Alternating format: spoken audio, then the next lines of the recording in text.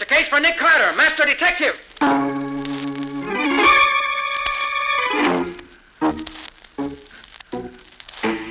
Yes, it's the case of the make-believe robbery.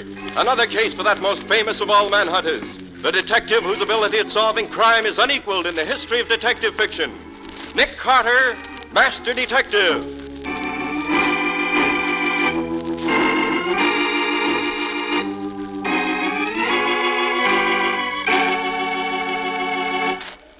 So I says to the director, well, how about putting me in this picture, too? Why should I pay you $10, says he. You ain't no cop. Oh, ain't I says to him. I'm Waldo McGlynn, that's who I am. I don't wear no uniform, but I'm the best doggone detective in this town. Well, when he hears that, he says, okay, give the other cops a hand holding back the crowd there. Well, why don't you give me... Quiet, everybody, quiet. Let me have your attention, please. We're ready to start shooting. Each one of you policemen knows the job you're to do.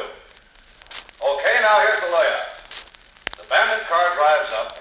The two crooks get out of the car, walk into Rheingold's jewelry store, and go straight through the store to the offices in the back. The camera will follow them as they go. We're not taking any sound now. That'll be dubbed in later. Then, as the crooks come out of the store again, they'll get in the car and drive up the street. The sound truck and camera will follow them for some other shots later. Is that clear? You know what he means? Yeah, I know. All right, stand by. Everybody in the scene, act natural, please, and don't look at the camera. Here comes the bandit car. On your toes now.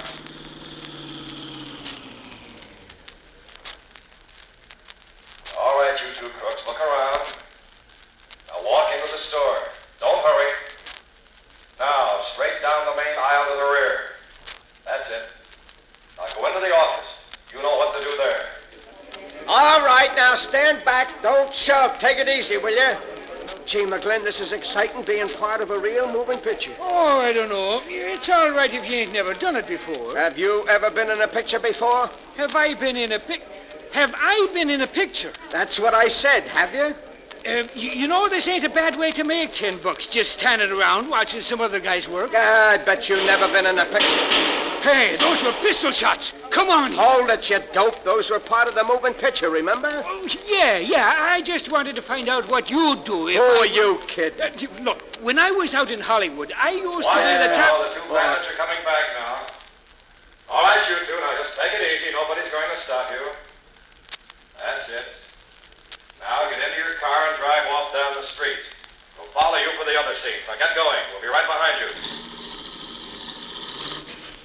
You policemen hold back the crowd until we get well down the street, and then you can let them go. You'll get your checks at headquarters tonight. Thanks, and so long. Well, that's that. I sure wish I could make $10. Police! Hey, what is it, lady? The cashier's been murdered. They shot him down in cold blood. Take it easy, lady. He ain't dead. This was He just is dead, I tell you. Shot through the head. He's really dead.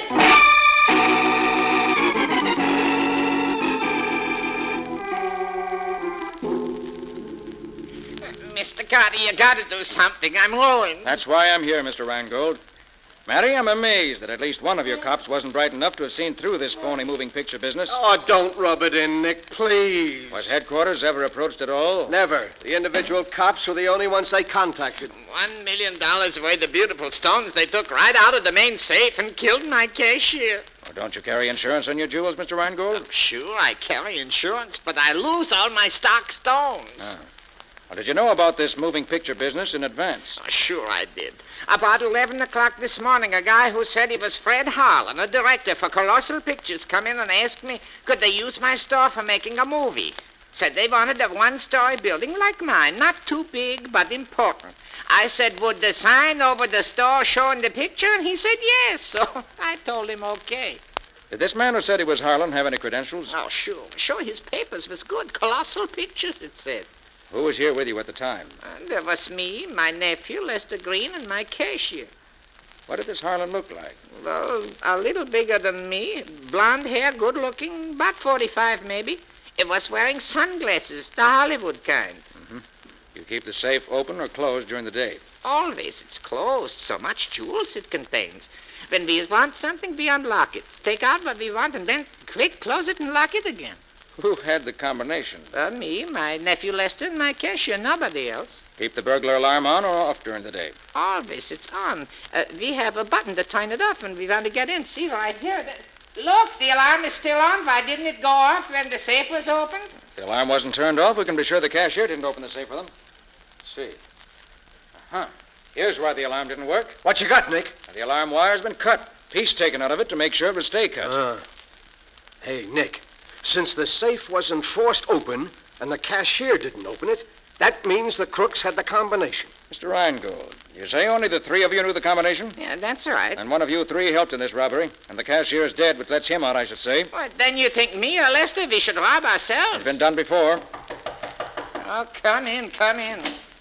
I got here as quick as I could, Mr. Reingold. Who are you? Well, I'm Mickey Armbruster, the store detective. What were you doing while they pulled off this fast job? Well, I'm off on Mondays, Sergeant. I work Sundays as watchman, and Lester takes over for me on Mondays. Mr. Reingold called me, so I came right down to see if there was anything I could do. I don't think so, thanks. By the way, where is Lester? Since the robbery, I ain't seen him to no good. Well, let me know when he comes back, will you? I'd like to talk to him. Oh, sure, right away, I'll tell you. Waldo, was the sound truck a colossal truck? Well, no, Nick. I noticed it came from the Kramer Sound Equipment Company. Why?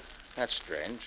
You'd think that if Colossal was doing the job, they'd furnish their own truck. Colossal had nothing to do with it, Nick. We checked. That part was as phony as the rest of it. Maybe there ain't no Fred Harlan either, Nick. That's the odd thing about this, Waldo. There is a Fred Harlan. Huh? Well, there was, years ago. He used to be top director in the Colossal lot. Maybe this wasn't that Harlan, Nick. That thought occurred to me, too, Matty. Well, we've done all we can here. You said there were no fingerprints?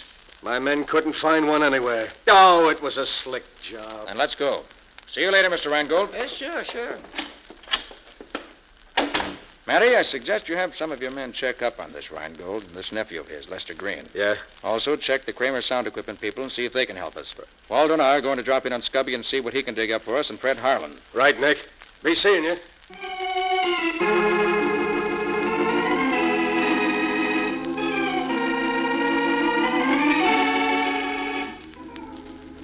Now, Mr. Kramer ain't here now.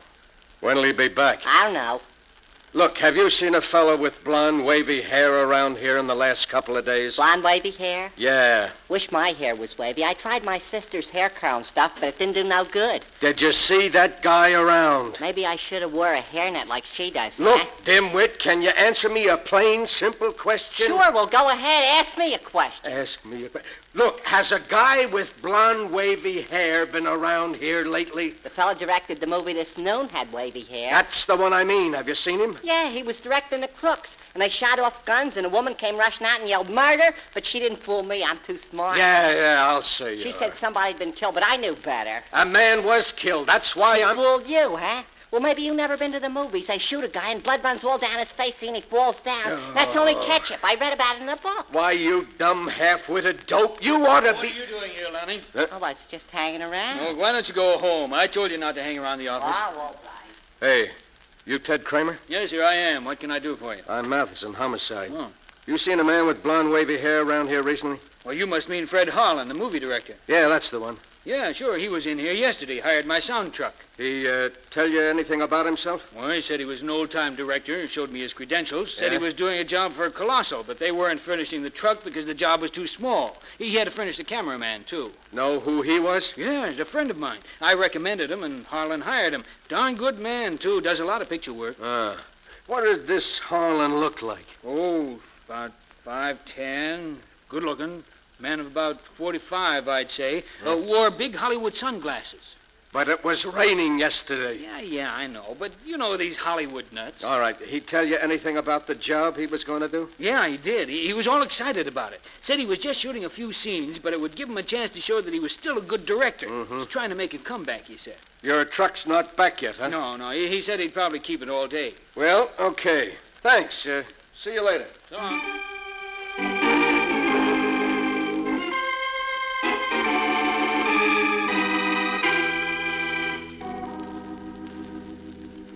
Well, here you are, Nick. This is everything I can find in the files about Fred Harlan. Thanks, Scubby. Hey, look at the bunch of stuff he's got there. That Harlan must have been quite a guy. Oh, he sure was. Here, Waldo, you take these clippings. Okay. Scubby, you take these. Yep. I'll go through these others. Okay. Oh, here's a picture of the guy, Nick. Oh, let me see. That's the guy, Nick. That's the lad who directed the movie this morning. Sure as you're a foot high. Yes? What's the date of this? Taken 15 years ago. No change in his looks in 15 years? I wish I could do that. Nobody can do that, Scubby, and that's what interests me. Hey, Nick, he had his horoscope told, too. Oh, anything for publicity, Walter. Yeah, I see. Hey, and here's an article about him and his fingerprints, too. He didn't miss a trick. Let me have that, Waldo. Yeah, sure. Oh, here are the last ones, Nick. Reports of his accident and the follow-up stories. Accident, huh? Serious? Almost fatal. Doctor said he suddenly cracked up while he was driving, went over an embankment and was badly broken up. Let me see those, will you? Oh, sure. Here you are. Thanks. Ribs broken, arm broken 2 places, leg cracked, bad cuts on head, long jagged cut under right ear. Cut under right ear. Yes, I seem to remember seeing a scar like that very recently. You mean Harlan still has it, Nick? I've never seen Harlan, Scubby. But I've seen that scar somewhere today. Where, Nick? I'm not sure. Spent months in the California Medical Hospital under the care of Dr. Edward Wilson. That all, Scubby? Yeah, that's all. He dropped out of sight after that. All right, thanks. That helps a lot. Now I'll call the office and see what's happened there. Then we'll look up Harlan himself if we can find his address. And if there is such a person...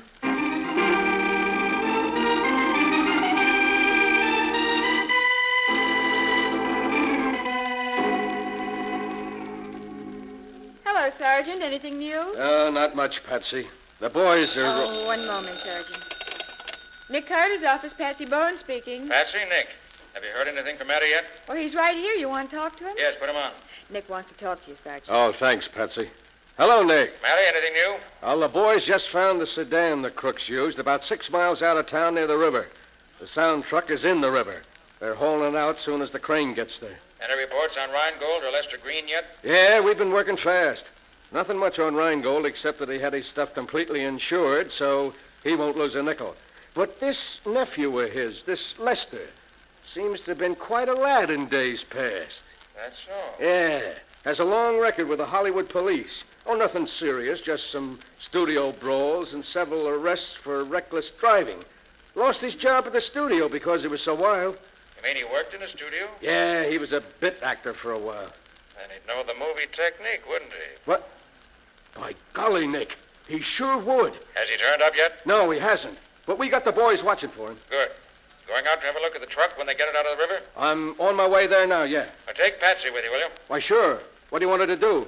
Put her on, I'll tell her. Okay. Here, Patsy, Nick wants you. Thanks. Yes, Nick? Patsy, listen. I want you to go with Matty. Get the license number of the crook's car so we can trace it. Uh-huh. Get copies of any fingerprints Matty finds and any other dope you can get. Bring them back to the office. All right, Nick.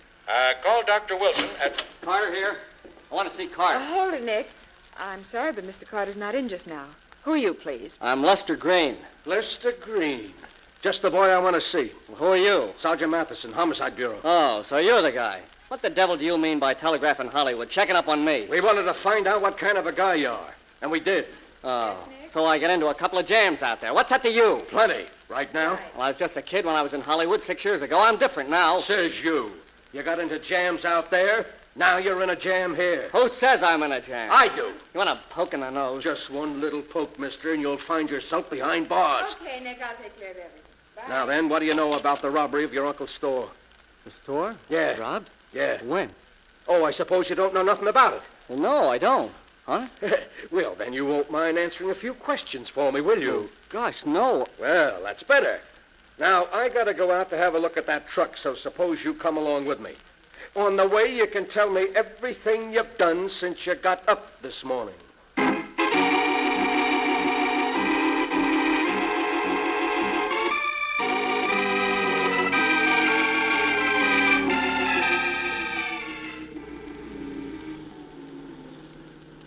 Nick, we must be way out in the sticks by now. Are you sure we're going right? That's what the cop said. Straight ahead to the next gas station and turn right. Yeah, maybe this address we're going to is a phony, Nick. Just because Harlan gave it to the man he rented the sedan from, don't prove he really lives there. It doesn't prove he doesn't either. Oh, look, there's a gas station up ahead, Nick. One of them little one-pump places. Good. That must be it. I hope he's got something to eat there. I'm starved. How many you want, please? Fill it up. Should take about 5 gallons. Okay. By the way, do you happen to know if a man by the name of Fred Harlan lives around here? Harlan, sure thing. Lives about half a mile up this road. Seen him lots of times. Good-looking feller. Blonde, wavy hair, about my height, wears big sunglasses. Yup, that's the feller. Does he always wear those sunglasses? Oh, sure, all the time. Oh, once he took them off to wipe them. I seen he had a bad cast in his left eye. Guess he don't want nobody to see his bum eye. Anybody live up there with him? Or never see anybody. Always alone when he come in here. You want anything else? Well, you better look at the oil. Okay.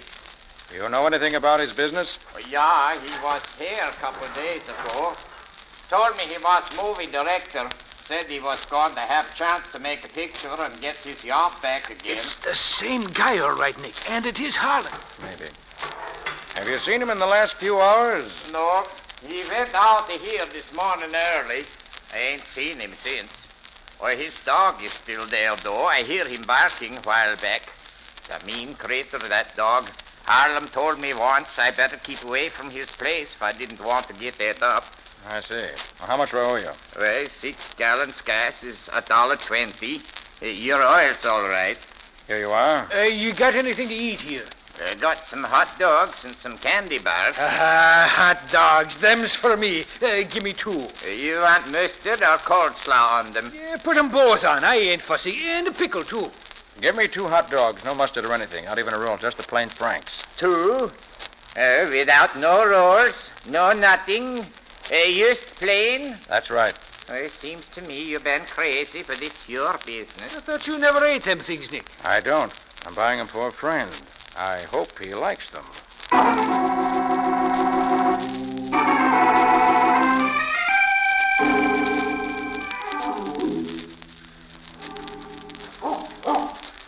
Hey, Nick, it's almost dark here under these trees. Yes.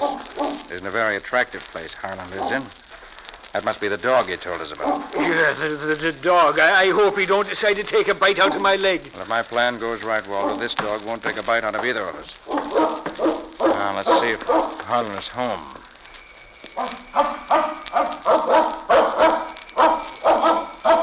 Seems to be no one here but the dog. Well, let's see if we can get this door open. There, this was easy. Now what? Now, I open the door just a crack like this and give Mr. Fred Harlan's dog the 2 weenies I bought for him. Nice doggy. Bet you're hungry. Here, see how these taste. You think you're going to be his pal for life because you brung him a little hot dog? You're crazy, Nick. Perhaps, and perhaps not. You feeling tired, doggy? Well, lie down, take a little nap. That's the way. Now close your eyes. Hey, what are you doing, Nick? Hypnotizing him? There, now we can open the door all the way and walk in. Well, holy mackerel. That hound is dead to the world. What did you do to him, Nick? Just fed him the 2 hot dogs he bought at the gas station, that's all. You mean them 2 weenies did that to him? Those 2 weenies, Waldo, had a couple of knockout drops in them. Well, I'll be a monkey's uncle. Now, let's see what we can find here. Well, this room hasn't been used recently. Try the next one. No, this one ain't either. Dust is thicker than the rug. What's this, the kitchen? Yeah. And they used this room, all right. What a mess. If you start hunting for clues in this place, you got yourself an all-night job. And I can't spend that much time on it. Well, let's have a look upstairs. Yeah. Come on. You know, the guy at the gas station said he never spent much time here. Well, maybe he just lived in one room in the kitchen. I think you're right, Waldo. Yes, and this is undoubtedly the room he used when he was here. Nick, do you suppose the crooks talked Harlan into a deal and then bumped him off when they were through with him? Waldo, the fact that the man who ran this show looked like the Harlan of 15 years ago leads me to believe that there's been an impersonation. Yeah? But who impersonated who? That's what I'm trying to find out. Now, first, let's pick out some good fingerprints. Should be plenty of them on this dressing table. Yes, here. And here. Lift them off for the files. You mean the way you showed me the other night, huh? Yes, use the clear Scotch tape. Okay, Nick. Hey, did you notice all the makeup he's got here? Yes, and there's several pictures here that look like those taken 15 years ago. You notice? Yeah.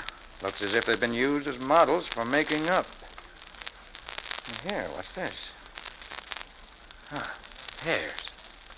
Blonde, wavy hair. Hey, that's what we're looking for, ain't it? Yes. Uh-huh. Now we're getting somewhere. Waldo, these hairs didn't come out of a head. They came off a wig. Off in a wig? How do you know? Have no roots on them. Made up in a wig, huh?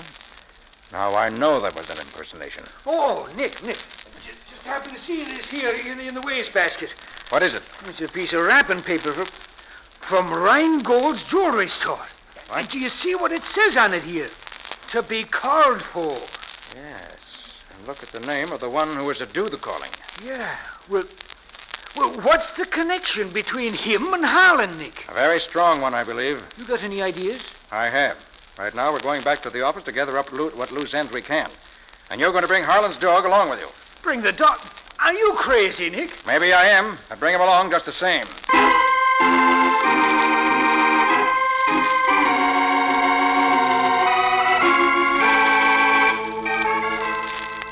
And when they hauled the truck up out of the river, they found this megaphone in it. And it has fingerprints on it. You mean the water didn't wash him off? Water doesn't hurt prints, Waldo. Patsy, did you get a picture of them? Uh-huh. Sergeant Matheson gave me one. Here. Now, where did I put that news picture? Ah, yes, here it is. Now, let's see. Ah. The prints on the megaphone matched the picture of Harlan's prints exactly. Then by golly, Nick, it was the original Harlan who did the job. Is that good or bad, Nick? Anything that helps solve the case is good, Patsy. And if Harlan himself did it, it's certainly one step nearer the end. Nick Carter's office, Patsy Bowen speaking. Oh, yes, just a moment, please. I'll put Mr. Carter on.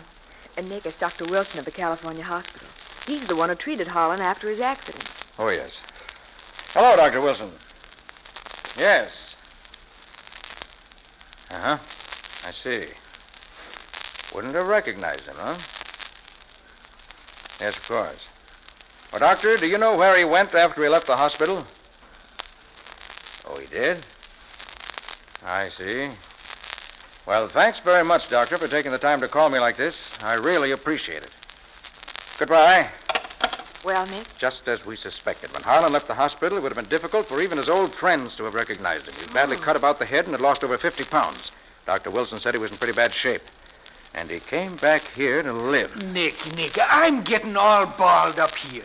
If Harlan actually is Harlan, he couldn't look the way he did 15 years ago before the accident, but if he does look the way he did then, it can't really be Harlan, which it is. Oh, boy, you are tangled up, aren't you? Patsy, call Mary and tell him to meet us at Rheingold's store. Waldo, how's the dog? You're still sleeping, Glory be. He's a mean son of a gun, that one. Okay, put him under your arm and let's go.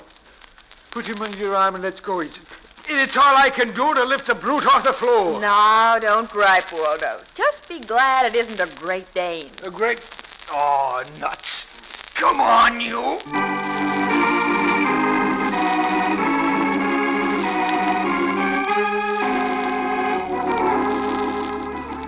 Hi, Mary. Hello, Nick. Ah, so you brought Lester, too, huh? Excellent. Yep, I thought we might as well all be here for the fireworks. So, Mr. Carter, you got news for us, yes? I have, Mr. Rheingold.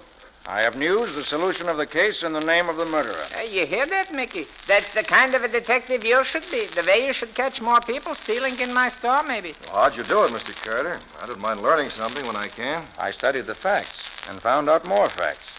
I discovered that this robbery today was the result of years, probably, of careful planning, of leading a double life, of the killer being himself half the time and somebody else the rest.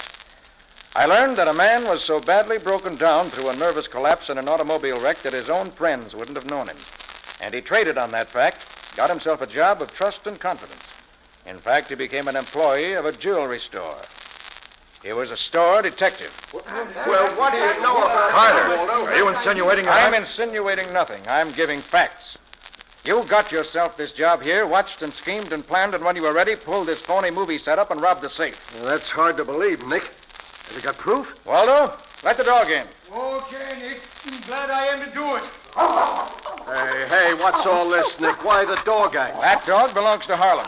He also belongs to Mickey, as you can see by the way he greets him. For a while, I thought somebody impersonating Harlan had done this robbery, but I finally realized that the man who impersonated Harlan was Harlan himself, now known as Mickey Armbruster. Well, I'm mixed up. You got more proof than a dog, Mr. Carter? I have. When Matty takes Mickey's fingerprints, he'll find that they match these prints of Harlan's I found in a newspaper. And they'll match the prints found on the megaphone the phony movie director used. And you'll find Mickey knew the combination of the safe also. It took time to get it, but he was in no hurry. When he was here in the store Sunday watching, he cut the burglar alarm wires as a safety precaution. And he wore the dark glasses while he was playing Harlan to conceal the cast in his eye, which, as Mickey, is so plainly evident. Well, Mickey, am I right? Yes, Carter, you're right. I thought my plan was foolproof, that by impersonating myself as I looked 15 years ago, I'd throw you all off the track. My jewels. Mickey, you bum. They're my jewels. Why, you'll never see them. My pals will take care of me when the time comes. Who work with you, Mickey? You don't really expect me to tell you that, do you? They're friends of mine. I'm going to need friends before this is over. You don't have to tell us who they are, Mickey. We'll find them without your help. As a movie director, you should know better than to take moving pictures of your pals and then not destroy the film. That's the best evidence in the world. The camera was on the soundtrack when we drove it into the river. It was, but it just happens that the camera was watertight and the film is still good. It's being developed right now. And when we get a look at it, we'll be able to pick up your pals and recover all of Rheingold's jewelry. The movie you were making may have been a phony, but the film you took was real. And your conviction is going to be real, too. You can depend on that.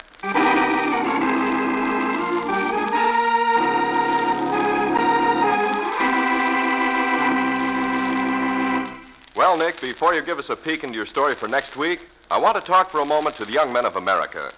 You know, it is no longer true, if it ever was, that men join the Army only if they can't get jobs anywhere else, or if they're not fitted for some other job, or if they're too lazy to look for one. The new American Army of today is a compact, carefully chosen group of skilled technicians with brains and ability. Young men seeking to enter the Army today must be able to understand and profit by technical training that is second to none. The skills that the men in the new American Army acquire, no matter what branch of the service they may be in, equals and often exceeds that demanded by many of the best-paid civilian trades. You can do no better for yourself and your country than to join the new American Army and become an informed technician in at least one of the many specialized fields offered. Excellent advice, Ken. Well, Nick, what about your story next week? Well, next week, Ken, I'm going to tell you about an adventure I had recently when an explosion of unknown origin burned down a warehouse. An alarm clock missing from an ex-soldier's trailer proved that the fire was incendiary. And a bit of green paint on a crowbar led us directly to the firebug himself. Who wasn't a firebug at all, but a crook who wanted to get rid of some very incriminating evidence. What do you call this story, Nick? I call it The Case of the Missing Alarm Clock.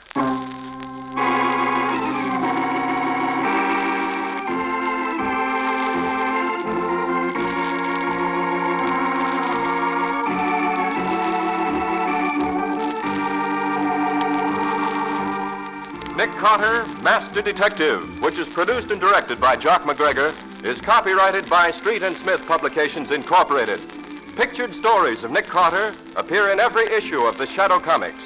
In the broadcasts of Nick Carter, Master Detective, Lon Clark is starred as Nick, Charlotte Manson is featured as Patsy, Matty is played by Ed Latimer, Waldo by Humphrey Davis, and Scubby by John Kane. Original music is played by George Wright. Script is by Jock McGregor and Peggy Mayer.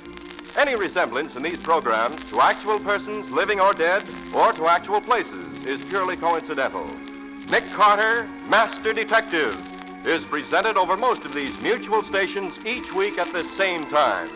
This is Ken Powell saying so long until next week.